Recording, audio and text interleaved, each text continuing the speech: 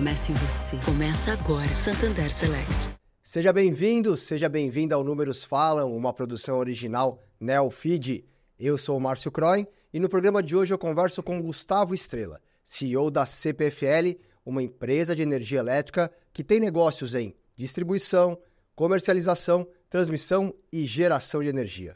Gustavo, tudo bem? Tudo bem, Márcio. Obrigado pelo convite. Seja bem-vindo. E a dinâmica do programa é bem simples. Eu trouxe 5 números do último balanço publicado pela CPFL para você me ajudar em cada um deles.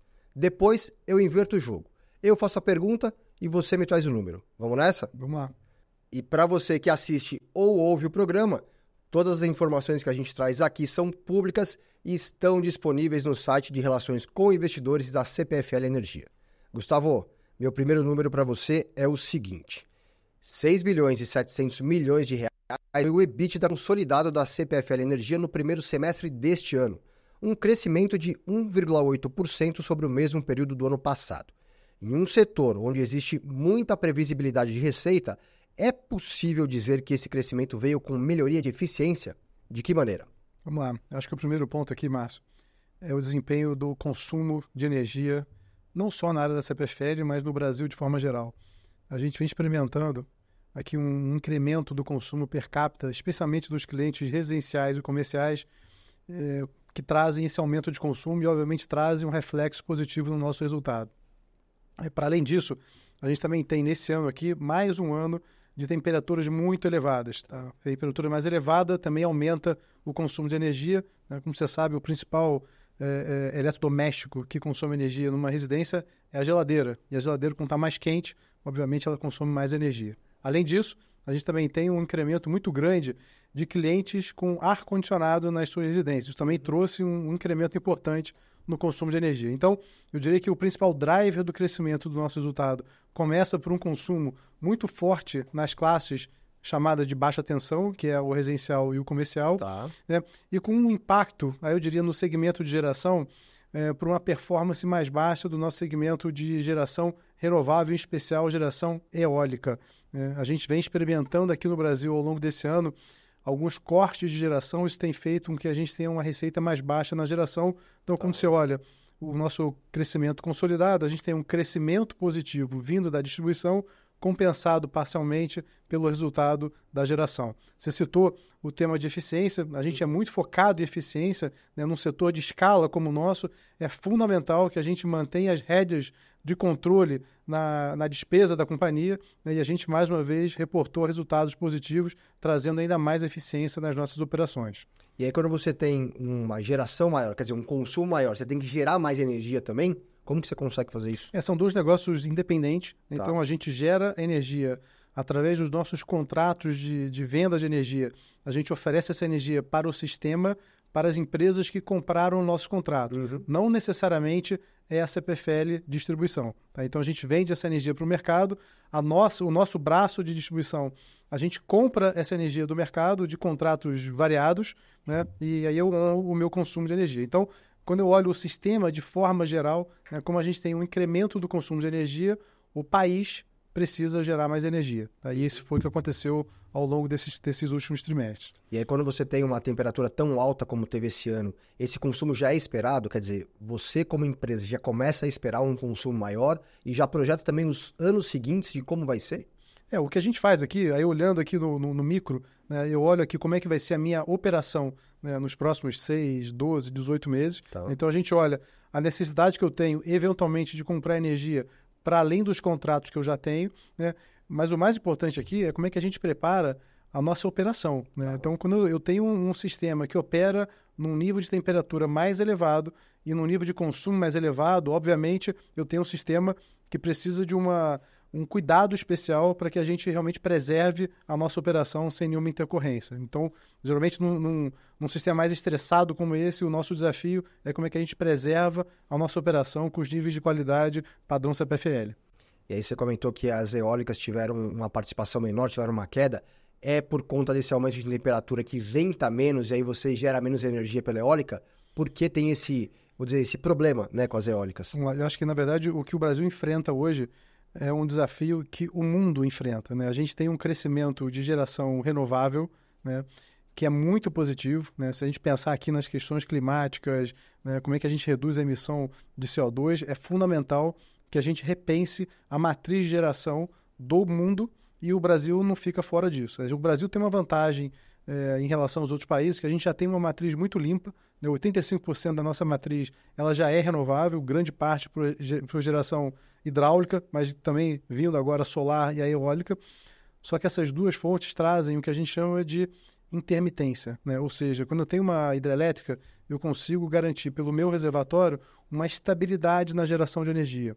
Quando eu estou falando de vento e de sol, eu não controlo quando vai ventar e nem quando vai fazer sol. Então, isso traz uma intermitência para o sistema, né? O que acontece, e esse é o desafio que o mundo inteiro enfrenta hoje, a gente precisa reduzir a intermitência para que a gente consiga estabilizar a operação do parque gerador e do consumo de energia no Brasil e em qualquer outro país do mundo.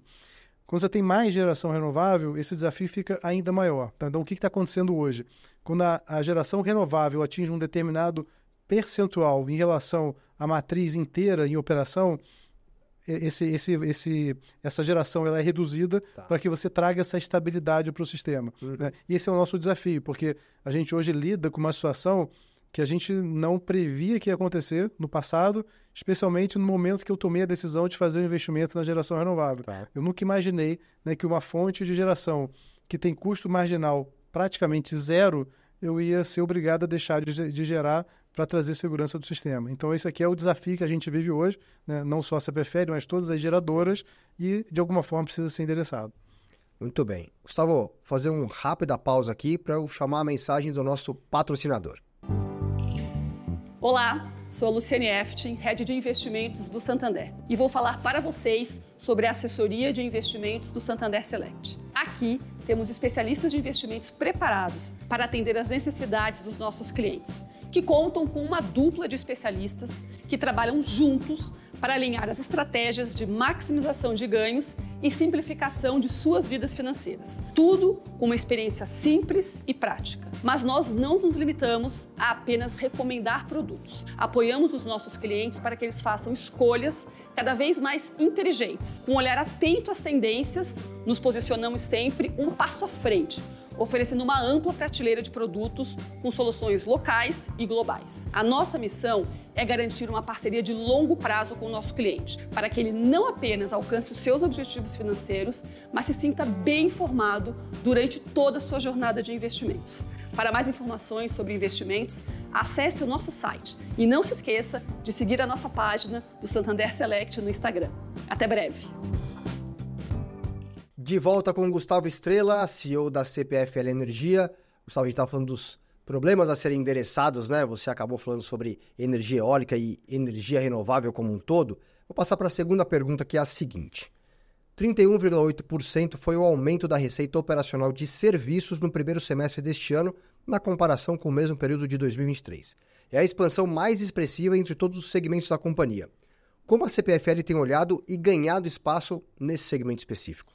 Aqui, mas quando a gente coloca o nosso braço de serviços, a gente tem desde serviços, de fato, de operação de rede, manutenção, construção, mas também tem a nossa comercializadora. Então, está tudo dentro do mesmo braço de negócio, né? A gente tem uma empresa chamada CPFL Soluções, né? E ela chama Soluções porque desde a construção de uma linha, a construção de uma subestação, a venda de energia, a CPFL hoje é uma prestadora de serviços de toda a cadeia. Então, você, como cliente da CPFL, eu consigo te dar todos os serviços e produtos que você precisa para suprir as suas necessidades ligadas à energia. Então, quando a gente olha para esse braço, né, o que aconteceu aqui? A gente tem uma volatilidade muito grande no preço de energia de curto prazo, né? Aqui muito em função da hidrologia, a gente vinha com preços no piso ao longo dos últimos anos, esses preços subiram mais recentemente em função da hidrologia baixa que a gente tem hoje, portanto, pressionando o preço para cima, né? Quando você tem contratos, né, de venda de energia indexados ao preço spot, né, se o preço sobe, obviamente você tem um impacto positivo em resultado. Nesse trimestre aconteceu exatamente isso, quer dizer, a gente tem um impacto positivo pelo aumento de preço. Isso aqui, talvez a grande característica desse mercado seja a volatilidade, né? Então, como você tem um preço que ele é muito volátil, e o nosso business, obviamente, ele está exposto a esse tipo de volatilidade. Então, nesse braço, diferente dos demais, tem uma receita muito previsível, estável, seja a geração, seja a própria distribuição, no segmento de serviços é de se esperar uma volatilidade maior para cima ou para baixo, dependendo do trimestre, das condições de preço e, obviamente, da posição comprada ou vendida que a gente está nos nossos contratos. E Mercado Livre de Energia entra dentro desse segmento? Entra também, né? Esse é um mercado, né, dos clientes que migram do mercado cativo para o Mercado Livre. A gente teve um movimento importante desde o ano passado, que é a migração dos clientes do Grupo A, os remanescentes, os clientes de menor porte, que hoje podem migrar para o Mercado Livre. Então, a gente tem esse movimento de mercado acontecendo mais fortemente a partir do começo desse ano. Né? Então, isso traz para a gente uma possibilidade de atuação no mercado que a gente ainda não atuava. A gente já atuava do Mercado Livre para grandes clientes, agora a gente foca num cliente que a gente chama de varejo, né? Não é o cliente de baixa tensão, mas é um cliente de varejo, um cliente ainda com perfil comercial e industrial, mas de menor porte e que hoje, pela regulação, ele pode migrar para o Mercado Livre. Então, o resultado desse negócio também está dentro desse braço de serviços. E tem sido interessante acessar esse cliente mais de varejo, como você chamou? É um mercado novo para a gente, é um mercado com potencial muito grande, né? Diferente dos clientes grandes. A gente tem um mercado com volume muito grande de clientes potencialmente livres. Né? Para uma empresa como a gente, né, que tem todo o conhecimento da cadeia, todo o conhecimento dos consumidores, dos clientes, para a gente é interessante, obviamente, poder oferecer para esse cliente um nível de serviço e um nível de produto diferente dos demais players. Muito bem. Gustavo, meu terceiro número para você é o seguinte: 25 bilhões e 900 milhões de reais era o endividamento total da CPFL no fim de junho deste ano. De que maneira a empresa olha essa dívida e como estão programadas as amortizações? Bom, 25 bilhões é uma dívida expressiva, né, mesmo para uma empresa do porte da CPFL. A gente tem uma alavancagem, eu diria, bem controlada, por volta de 2 vezes dívida líquida EBITDA. Então, uma dívida que, bem escalonada, ela não traz nenhuma pressão no fluxo de caixa da companhia, e esse é o caso. A gente preza muito, não só pelo custo, mas também pelo prazo médio das dívidas e tentando alongar sempre que a gente pode, impactando o mínimo possível no custo que a gente paga nesse financiamento. Mas são 25 bilhões, né? Então isso traz muita atenção para a gente. Talvez a primeira premissa parte da exposição cambial. Quer dizer, dado que a gente não tem receita indexada a dólar, a gente também não tem dívida indexada à moeda estrangeira. Então, 100% da minha dívida hoje é indexada em moeda local, grande medida, um pouco mais de 70% em CDI diretamente, o resto em inflação. Tá? Então, isso aqui é um ponto até talvez de segurança e um pouco mais de previsibilidade, dado que eu tenho um hedge natural com a minha receita, que também é indexada à inflação. Então, esse é o primeiro ponto. O segundo ponto, como eu falei, é o tema do alongamento da dívida. Né? Então, a gente sempre evita qualquer tipo de concentração nessa dívida no curto prazo, e toda vez que isso acontece, antes do vencimento da dívida, a gente já alonga essa dívida para que não tenha nenhuma pressão de caixa. Você sabe que o nosso mercado brasileiro é um mercado muito volátil, né? Então a gente evita uma exposição de ser obrigado a rolar uma dívida de curto prazo num ambiente de mercado que pode ser desfavorável. Então a gente antecipa isso, alonga essa dívida, mantém a dívida sempre 4, 5 anos de prazo médio. Hoje esse é o nosso prazo médio, para que a gente evite esse tipo de concentração. Tá? Mas é um volume de dívida que ele sim causa, inspira cuidados para que ele seja bem gerido, para que não traga nenhum tipo de risco para a companhia. Importante colocar que nós somos AAA no rating em escala local, quer dizer, isso abre para a gente a possibilidade de acessar o mercado de uma maneira muito competitiva, obviamente acessando aí todos os bolsos do mercado com diversos instrumentos diferentes. E aí é CEO e CFO muito lado a lado para evitar qualquer tipo de desvio nessa parte, né? Porque qualquer erro é um erro, né, de uma enormidade, né? Sem dúvida, assim, eu sou CEO desde 2019, mas eu fui CFO da companhia durante 6 anos. E a brincadeira é que dizem que um CFO jamais deixa de ser CFO. Acho que é meu caso. Tá junto olhando ali para sempre ter problema, né? E isso também faz parte da característica do negócio, né? Você tem investimentos muito intensivos e muito altos, né, em qualquer coisa, né? Então, seu endividamento também vai ser alto, né? Sem dúvida. É natural de uma empresa no setor de infraestrutura, né, de trabalhar com grandes investimentos, como é o nosso caso, e, obviamente, a fonte de financiamento ela é fundamental e passa pelo mercado de capitais. Né? Então, eu diria assim, isso bem gerido, né, e casado, o prazo dos investimentos e da maturação, de onde eles começam a gerar resultado, versus o cronograma de amortização de dívida, isso bem feito torna o negócio sustentável, e certamente esse é o nosso caso. Já que a gente falou em investimento, o quarto número é o seguinte: 28 bilhões e 400 milhões de reais é o investimento previsto até 2028 pela CPFL, sendo a maior parte para distribuição. Além do montante ser bem alto, Por que esse segmento demanda tanto CAPEX? Bom, primeiro eu tenho uma área de concessão que pega boa parte do interior do estado de São Paulo, né, e 2/3 dos estados do Rio Grande do Sul. Então é uma área de concessão muito grande, são 10,6 milhões de clientes e que demandam, obviamente, uma rede robusta, né, muito capilarizada em todo o estado, né, em toda a nossa área de concessão, né, para que a gente faça a energia chegar para cada um dos nossos clientes, né. Isso aqui, obviamente, gera uma demanda de investimento muito grande. Eu coloco aqui um ingrediente a mais, né, na realidade que a gente tem hoje, né, se acompanha toda a mudança climática que a gente está vivendo, assim, a quantidade de eventos climáticos extremos que a gente enfrenta na nossa região hoje, ela é sem precedente quando a gente olha o histórico, né. Isso demanda da gente um investimento em rede cada vez mais robusta, uma rede cada vez mais automatizada, para que a gente consiga realmente garantir na ponta a qualidade que a gente deseja para o nosso cliente. Então, isso aqui trouxe para a gente, no passado não muito distante, um incremento grande de investimento, né? A gente está falando aqui de um volume de investimento para os próximos 5 anos de 28 bilhões de reais. Se a gente voltasse a talvez 5 ou 10 anos atrás, o volume de investimento era mais ou menos a metade disso, né? Então, a gente trouxe realmente um volume grande de investimentos que ele passa a ser recorrente, então não há nenhuma perspectiva de que a gente vai reduzir esse investimento em algum momento, mas que a gente mantenha para se preservar a qualidade da rede, face aos desafios que a gente tem hoje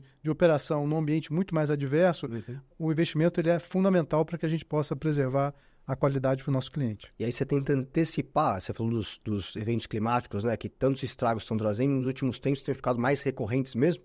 Você tenta antecipar esses problemas com redes mais fortes para evitar qualquer tipo de dano? Esse é o nosso desafio. Vou te dar um exemplo aqui. A nossa rede do Rio Grande do Sul, né, quando a gente adquiriu a companhia em 2006, a companhia tinha praticamente 90% dos postes de madeira, né? Naquela época, um poste de madeira ele aguentava uma tempestade naquela região.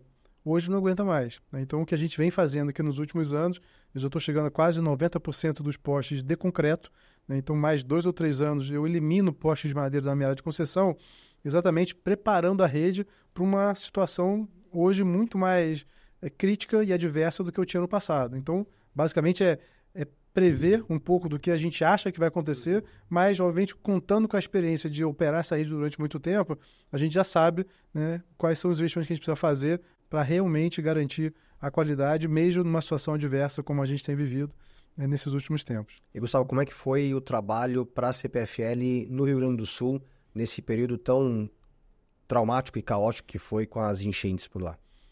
Foi uma situação, nesse caso aqui, que nós nunca vivemos, né, uma situação de uma inundação e um alagamento que durou mais de 30 dias, foi praticamente o mês de maio inteiro, né, de uma água que não descia, né. O que a gente teve aqui muita preocupação e sempre, né, a gente coloca a segurança como um valor inegociável para a companhia, para os nossos colaboradores, mas também para a população. Então, boa parte da nossa rede, durante esse período, foi desligada em função de segurança. Era uma rede que estava funcionando, estava operacional, mas a ponta dela estava numa residência debaixo d'água, portanto, não era seguro a gente manter a rede ligada. Então, eu mantive a rede desligada durante muito tempo, esperando a água descer, né, para que a gente pudesse retomar as atividades. Então, foi um baita de um desafio. A gente sabe da importância, né, da volta da normalidade do Estado, a importância da retomada do fornecimento de energia. Então, a gente sabia dessa importância, deixamos a companhia pronta para que, quando pudesse, a gente retomasse o mais rápido possível. Foi isso que aconteceu, né, para que o Estado pudesse retomar suas atividades. E aqui fica assim, uma grata percepção, né? Eu acho o poder de mobilização do Rio Grande do Sul foi uma coisa impressionante. Assim, a velocidade de recuperação do Estado pós-enchente foi muito mais rápido do que a gente imaginava, falando não só das nossas atividades, mas da atividade econômica do Estado de forma geral, tá? De maneira assim, muito positiva. Isso é muito legal, né? Enxergar isso, né? Essa mobilização toda das pessoas e como a gente consegue se recuperar de forma muito forte, né? E ali eu vejo assim, população, empresas, governo municipal, governo estadual, governo federal, todo mundo se juntou, se mobilizou para chegar no resultado que a gente chegou, né? A gente teve, assim, Márcio, 2 grandes desafios, um desafio na distribuição, né, uma área muito alagada, mas eu também tive um rompimento parcial da minha barragem de geração hidrelétrica. Pela primeira vez na história, né, eu tive um rompimento da minha barragem, que a gente não conseguiu chegar na barragem em função do alagamento. Conseguimos chegar com um helicóptero emprestado do Exército, né, para que o nosso time descesse de rapel, para que manualmente pudesse fazer a abertura das comportas. Infelizmente, fizemos isso depois do rompimento parcial, quer dizer, o estrago foi bem mais limitado do que a gente achou que podia acontecer, né? Tanto é que a usina já retomou a operação, né? Mas aqui também é uma demonstração dessa mobilização, do apoio que a gente recebeu do governo para que a gente pudesse estabelecer o mais rápido possível, eu diria, a situação de normalidade e a mitigação de risco de um potencial rompimento total da barragem, o que poderia acontecer, né? De fato, isso conseguiu ser mitigado. Melhor nem pensar, né? É bom ter essa união de esforços para a gente evitar tudo isso, né? Vamos lá, a gente estava falando agora para o quinto número, você falou de investimentos em tecnologia e inovação, que é esse aqui, ó. 18,7 mil era o total de religadores automáticos instalados pela CPFL até o fim do segundo trimestre deste ano. Em um momento de eventos climáticos severos, que é o que a gente estava falando, qual é a importância dessa tecnologia e qual é a cobertura que a empresa projeta alcançar?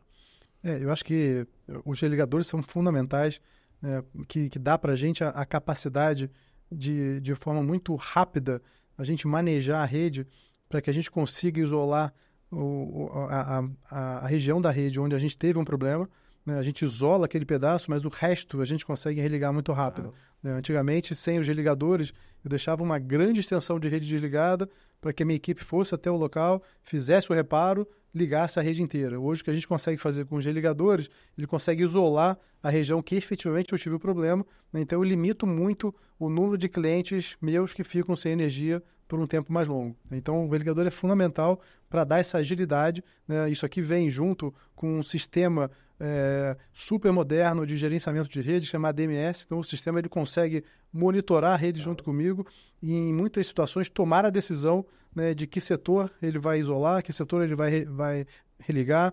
Então, ele faz isso de forma automática e a gente ganha muito tempo com isso. Então, esse aqui é um dos exemplos, quer dizer, num ambiente como esse, né, que cada vez mais a gente vive esse tipo de situação, soluções como essa são fundamentais, né? O mais importante aqui é a nossa capacidade de identificar ou de monitorar a rede no menor grau possível, né? Então, a gente faz isso hoje com os religadores. Eu diria que o nosso próximo passo, que vai permitir a gente chegar na casa do cliente, é a medição inteligente, né? Eu vou ter, no futuro, espero não muito distante, uma medição inteligente que eu consigo monitorar exatamente em cada residência o consumo, se está faltando energia e o que eu posso fazer para religar ele o mais rápido possível. Quer dizer, quando eu tiver isso aqui com 10,5 milhões de clientes, né, eu vou ter uma capacidade de monitoramento de rede muito maior do que eu tenho hoje e, obviamente, o tempo de resposta vai ser muito menor. Você tem ideia de qual o ganho de produtividade que você tem com essas tecnologias?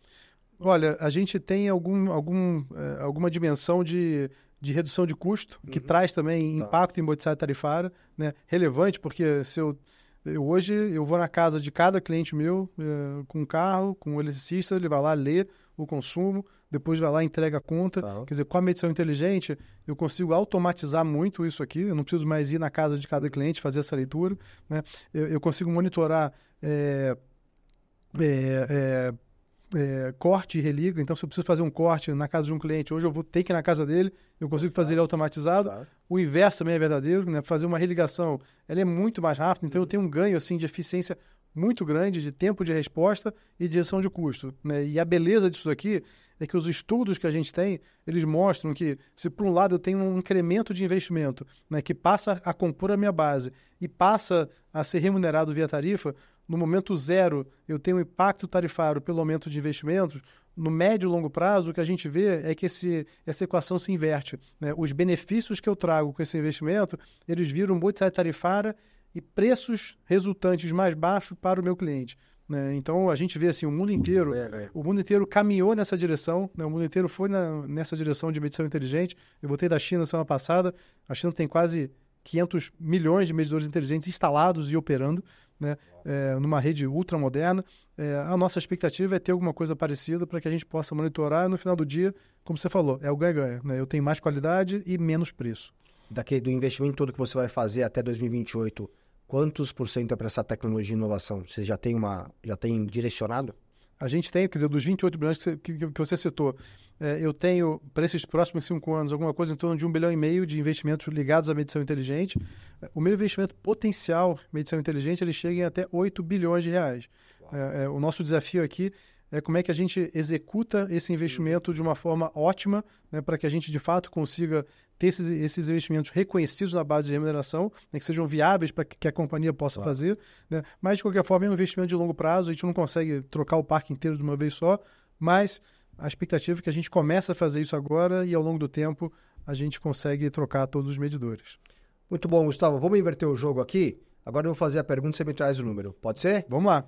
Vamos lá. O melhor número a ser apresentado?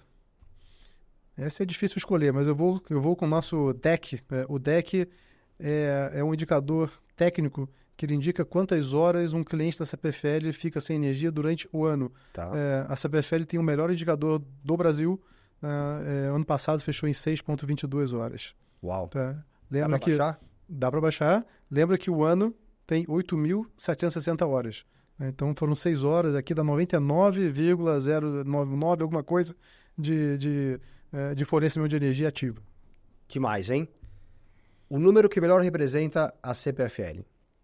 Acho que a gente citou muito aqui, né, o nosso DNA passa pela qualidade da nossa operação, pelo zelo com o nosso cliente, e eu não consigo fazer isso sem investimento.